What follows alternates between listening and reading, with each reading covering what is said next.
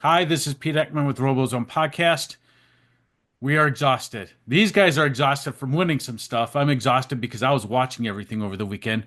Without further ado, let's get some introductions started. Steven, we'll go with you first. Please introduce yourself. My name is Steven Tenniswood. I'm the lead mentor of the Team 5843 Flurb And the drive coach. and And the the drive drive coach. coach. Yep. Next up, two-time.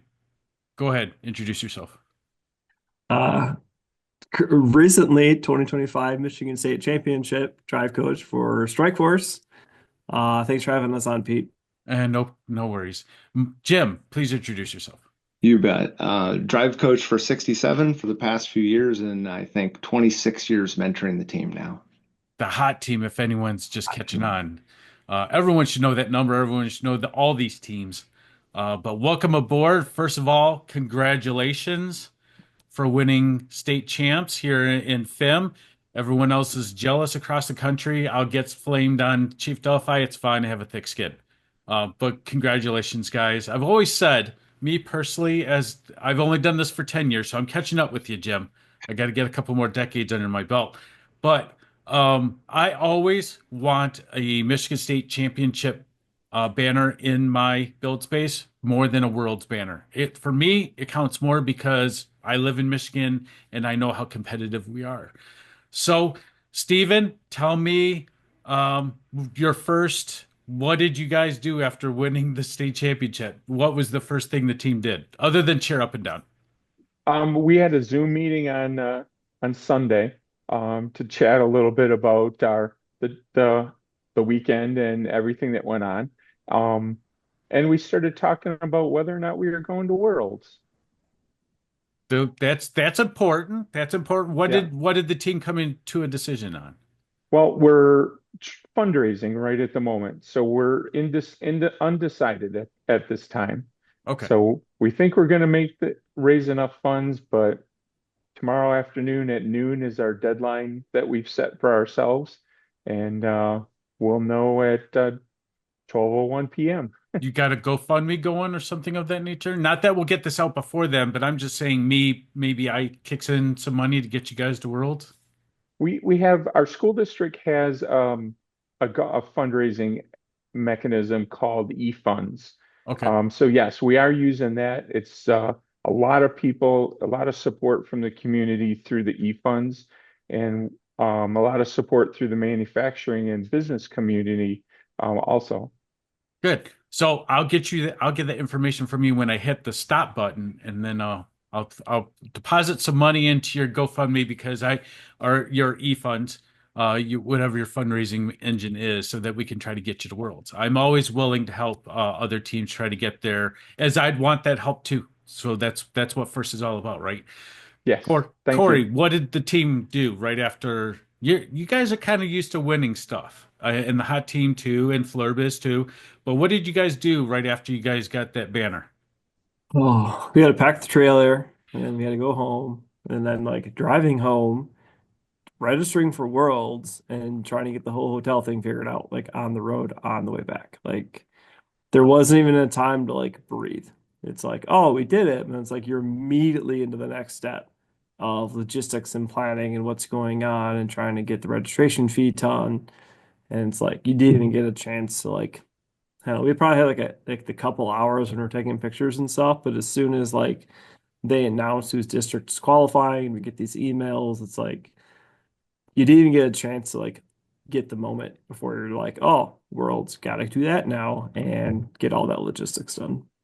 Maybe guys will catch up this weekend because there is a little bit of time between now and leaving for Worlds. Maybe you guys will decompress and breathe and then celebrate.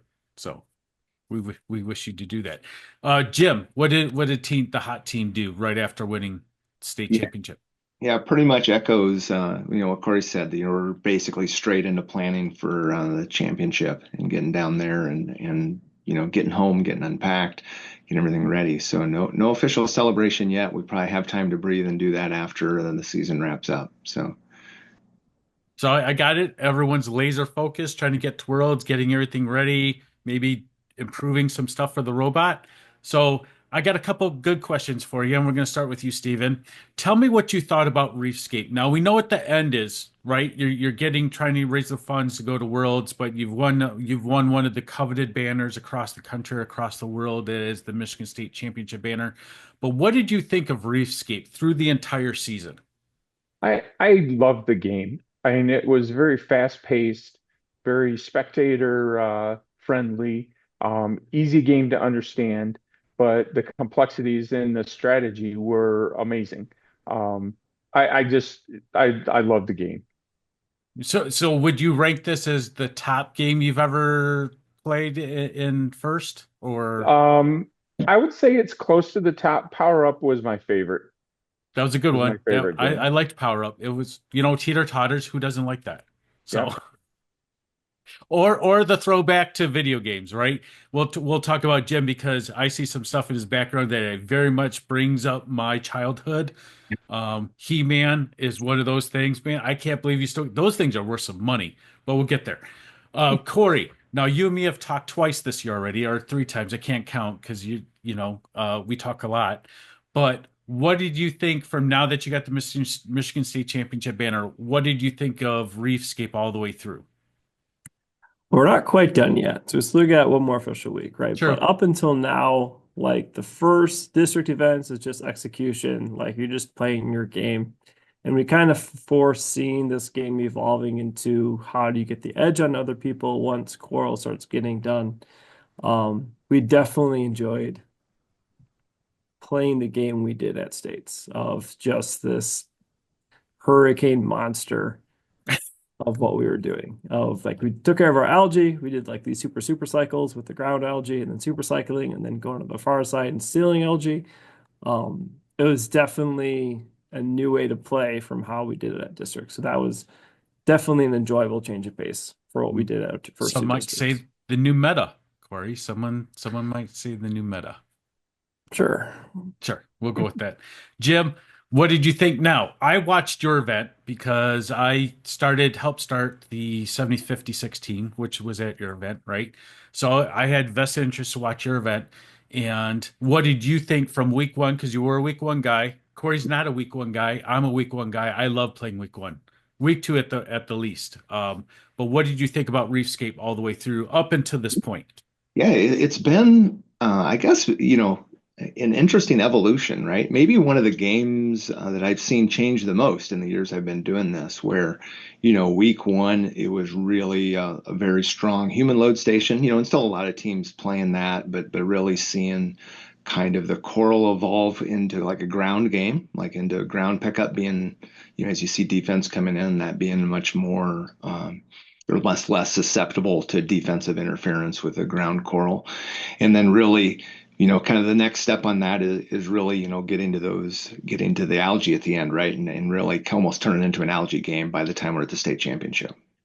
Right. And I agree with you. I mean, the what we saw in week one and week two and what we see now is entirely different. And I think the first the people that put it together with first really got it right. I think this is one of those where I want to see what's going to happen at Worlds too. I want to see where in the meta the different teams from the different areas kind of, you know, bring where they did at regionals and what happened at weeks one and two and all the way through the season. So I think it was good.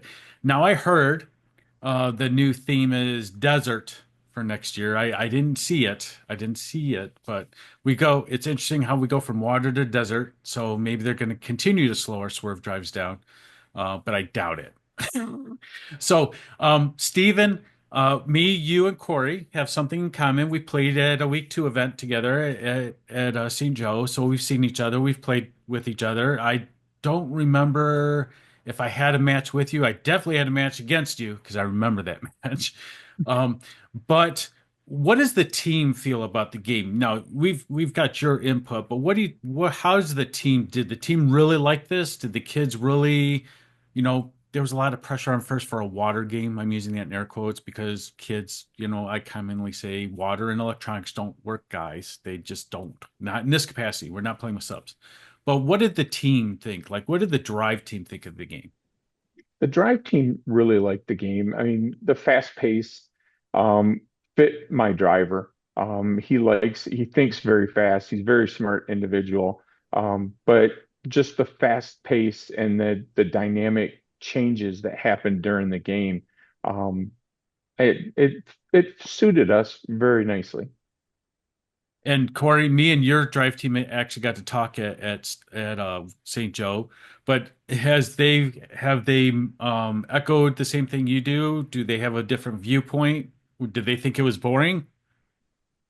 I think they definitely enjoy like how we played it this weekend, but like the fundamentals of the game are still there. Like you can't ignore the scoring of L2s, L3s, L4s. Like you still have to have the raw basic elementals of this game that you had during your districts or your early regionals. Like you still have to execute on those, but now you have to kind of explore what options you have left outside of that. So so the very beginning was almost like working on like dribbling in basketball. And then once you figure out how to dribble, then you figure out how to do more three-point shooting, crossovers, things like that.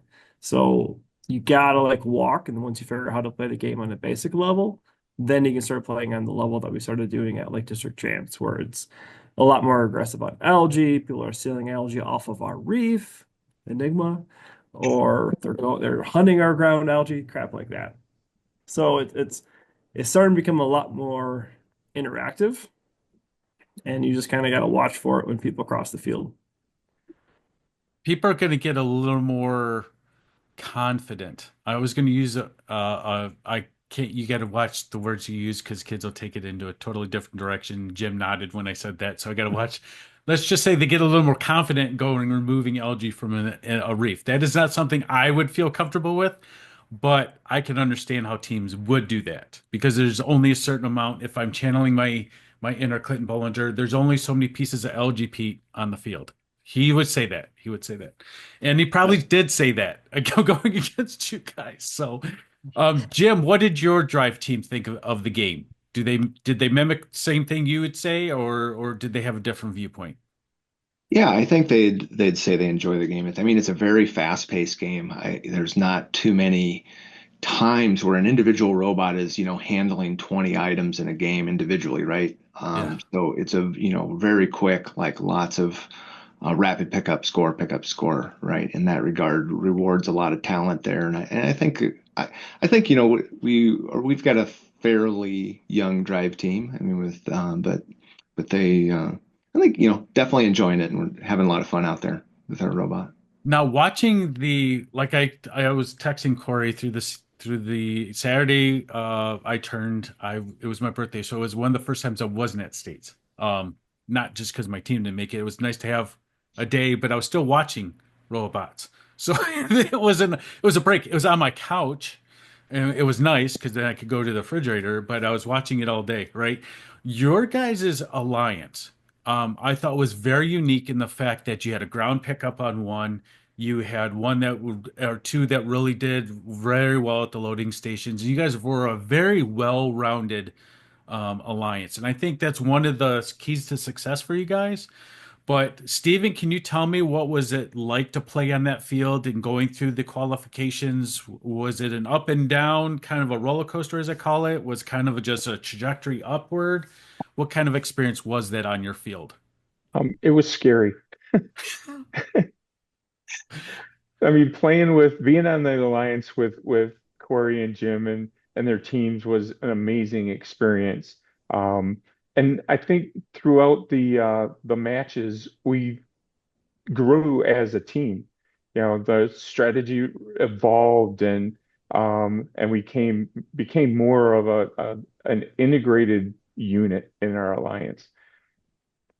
And you guys still have eyeballs on the robot, if I remember correctly, right? Oh yes. Is Yep. this is, Googly eyes go on every single Flurb robot I mean, this is our 10-year anniversary. We've had googly eyes on the robots for 10 years. so maybe Um, the first state championship robot with googly eyes? yeah, this year they were small because we ran into a little weight issue weighing in, but they were still there. Cory, what was it like playing on the field, going through qualifications, going up against Flurb and Hot and the teams that were on that field? Myself, I always kind of focused on DTE because the amount of teams that were on that field, it was like a rock'em sock'em robot, to use an old, you know, the toy reference, because Jim's background is still killing me that he's got He-Man up there. But what was it like on that field? It was tough. Like we were blessed with the second worst schedule on our field coming out from Robotics. So that was a fun adventure. Kind of an uphill battle to get to where we got. We had a very unique match against Hot where we actually had to like put a ball in for them for co-op and then it didn't count. And then there's a big old question box for like two matches. The refs did a really good job, I think, on our field. I definitely one of the best reffing crews I think I've interacted with as far as like they understood, they listened, they interacted.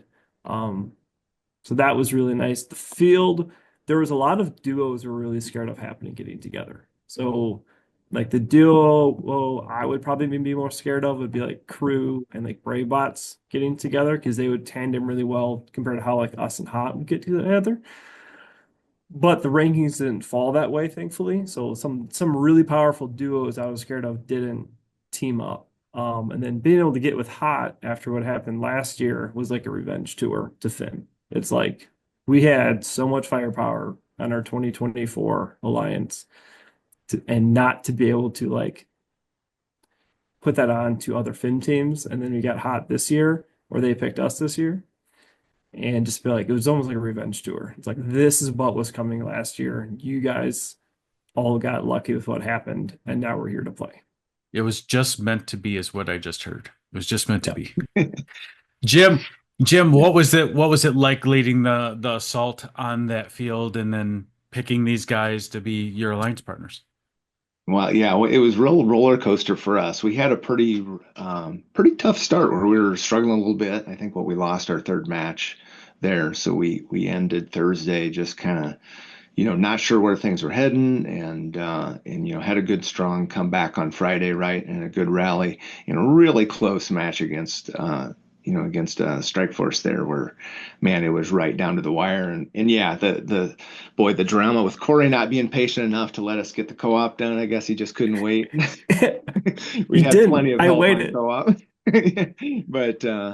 but yeah, it came over, and then that ended up being like, well, it got, I'll say they would end up being within a couple of points, right? Match, no matter kind of how you look at that, super tight match, and yeah, we had a lot of some matches that we didn't think we could pull off that we managed to by a couple of points, but it was quite a real tough battle. Every match I think was just another tough one to go out. So we felt really fortunate to be able to come out with the number one seed in the end and be able to help dictate, or set our own way, right? Now, if you compare this game to games of the past, I think there was a lot of more capabilities of the field to count the scoring. I think and Cory, you brought it up, the refs really need a handshake and a round of applause this year. They had a very hard job. Um, they had a harder job than Field Reset did, because Field Reset did a really good job this year, but it was really easy. It's all right there. Just put the things in there and carrying the laundry baskets, which was entertaining, and things kind of clicked. But the referees really had a hard job wrapped around placements, the penalties. Everything was kind of manual this year. Even the climb and judging what a climb is and what's supporting a climb, what's not supporting a climb. I just have to hand it to them. Future goal of mine, once I'm done mentoring, is I want to be a referee. I'm just glutton for punishment, I guess. But I've been a referee for the state of Michigan, for lacrosse for a number of years. So I always want to do that aspect because I think that's kind of cool. You don't have the pressure of building the robot or having to try to rein in a drive team. But just seeing all the action because you have the best seat in the house and trying to avoid getting hit with coral. I watched a video over the weekend where a ref dodged one. It was coming at him. So I don't know why they didn't put helmets on them this year because those things will hurt.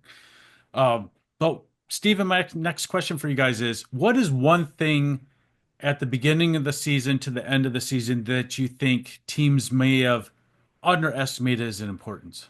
Was it the climb? Was it something that teams generally, as you went through the season, you saw something that you could have said, oh, It's we should have made more importance on that?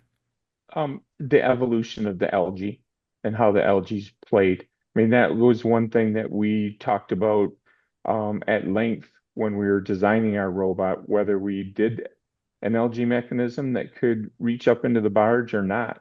Ultimately, we decided not to. And looking back, it's probably was not the right decision.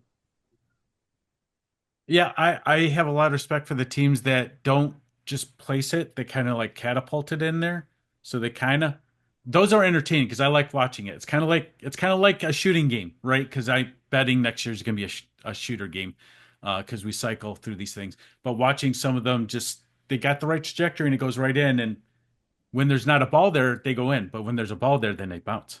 Um, you and me, Cory, have talked about this a couple times. Have you changed your aspect? What were teams may have not made importance in the game to where it is more important now? Probably, I think teams built too small of acquisition for coral.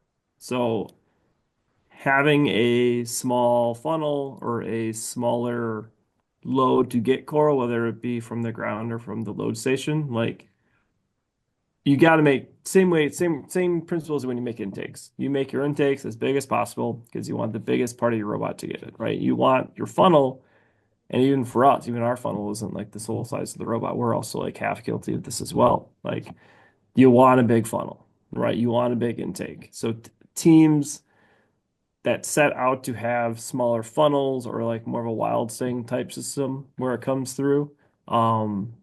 When somebody came and was on top of them, they struggled. But when they were left alone, they were fine, right? Left alone, they tough it. They just keep pumping. So that was definitely like something we looked for when we played against the other teams. Is like if we were to play defense, who has that type of weakness to exploit? Okay. That makes sense. Jim, what do you think one thing that teams really didn't account for in general, just not your team, all the teams that you saw through all your events this year, what's the one thing that you think that teams kind of missed or should have placed more importance on? Yeah, gosh, I don't know if I can judge for what I think a lot of other teams have done, but maybe I didn't. I personally feel like maybe I didn't fully comprehend the value of a ground intake on the algae, like being able to better cover your own algae, right, and keep other teams from coming down and grabbing that. So, um, we definitely had a focus on ensuring that we could secure algae, but boy, this game really quickly turned towards get all the algae stored away quick, right, as quickly as possible, and maybe other teams are kind of in that boat too. Not a lot of teams doing that, able to grab None, that. none of you guys said the climb. Now, Cory knows I couldn't climb the first event. We could climb the second event. However, the way we designed our robot, because we didn't make that a priority, is that it hits the crossbar for our elevator. So it would negate anything. So we continued to score as much as we could in our second one, try to get to states, right? And then fix it. Um, but that's one thing. To this day, I haven't seen too many triple climbs on one side. I saw a couple at states, but I thought that was one of the things that it was everyone thought it was going to be easy, but it was really hard at the end. And some teams just knocked it out of the park and some teams not so much. But I didn't see too many shallow climbs either. It was either go for broke with the deep or that's it, kind of thing, just from my take, right? Um, so I got one more question for you guys. You guys are busy. Steven's trying to raise money so that he can get to Worlds, and we're hoping that he gets there. What is the one thing I'm going to say aside of winning the state championship, because naturally you're going to always remember that. What is the one memory so far this season, and we haven't got to Worlds yet, one memory so far that you guys will remember from this season, other than winning the state championship or potential world championship? We're all going to wish you guys all luck there. But what's the one thing, Steven, that you'll remember about this season? Oh, this is an easy question to answer. The look on one of my students' faces the first time his climb mechanism, that we rebuilt our climb mechanism between our last district event and states. The first time that worked, the look on his face was amazing. And that's something I'll carry with me for the longest time. It's seared into your brain. You'll always Yep. remember it. Nice. Yep. I love that. I love that's what first is all about. I love the memories from every season that come up. Cory, you're thinking hard. What's the one memory? Jim, do you have something, or can you come back to me? Yeah, boy, it is. I'm going to I was say thinking, mine is like an addendum to the States, but I think, the turnaround that we made from Thursday to Friday and our, like Friday performance, really getting our drive team hitting on all cylinders and really executing well, I think is something I'm going to remember for a long time. How kind of how much progress we made over those days, um, for Did sure. did they give you enough time, Cory? I can break some time for you. So I think my favorite go ahead, moment go ahead. has something to do with Cory, right? So we were at St. Joe, week two, no one knows how to play it. And our two teams went together with a alliance partner. I can't remember who the alliance partner was, but we hit the first 6 point match of that. And we had the record up until playoffs, where the record got taken away from us by the Tech Vikes. Not that I good on them. They had a really good season. But just that. And Cory comes up to me, goes, shakes my hand, says, "We got a six." And I went, "Six? We got a six? What do you mean we got a six? 6 point ranking match." I'm like, "Oh yeah, that's awesome." Because I was so not used to that, because we were used to the 4 point system to get the 6 point system. So it's something that, I'll remember from this season. So Cory, what do you got? Yep, yep. So I was at West Michigan, and we're behind the glass, and we're playing against Trisonics. And Ethan is over there drive coaching. I've known Ethan for a while. And I run to the other load station saying, "Hey, our robot's going to come to you to come load." And Trisonics are playing defense. And the Trisonic robot went to the load station I was standing at because he knew where I wanted the robot to go next. So the robot actually was reacting to where I was standing behind the glass. So I went to the left load station, and the robot went to the left load station before my robot was even there because it was scoring on the reef. I was just prepping the other team's human player. "Hey, we're coming to you. You have to load the coral." So the robot reacted to where I was standing, and in turn, I yelled to my driver, "You need to go to the other station right now. Don't come by me." Are you saying the Trisonics programmed their robot in their No, it vision to wasn't. know where Cory Walters was standing? It wasn't code. It was just the coach on their team was making the call of like, "You got to follow Cory. They're going to the other load station," which in turn tells me to yell at the driver from across the field, "Hey, you got to go to the other spot." And then my drivers would look at me so confused and like, "You got to go. You got to go to the other side." I So I've thought it never was an had. AI joke. I thought it was an AI joke, Yeah, Cory. yeah, I yeah, thought yeah. I thought they No, programmed their vision. no, The limelight can detect a Cory Walters. That would be a good yeah. tagline to sell more limelights. Just So that was the one. It's like a robot reacted to where I was. And it's like, yes. okay, well, this is new. And so we just countered back to I my might have to drivers and borrow said, that. go. I'm going to borrow that next year if we go up against each other. Wherever Cory goes, you go. Yeah. Okay. Well, hopefully the world's teams aren't watching this, or maybe they will, and they'll go where you go. So just send it in the opposite direction. Then you can throw them off. Right. Uh, Or just change shirts. yes. There is one other thank you and special honorable mention that we need to do, and that's for all the human players that played this year's game.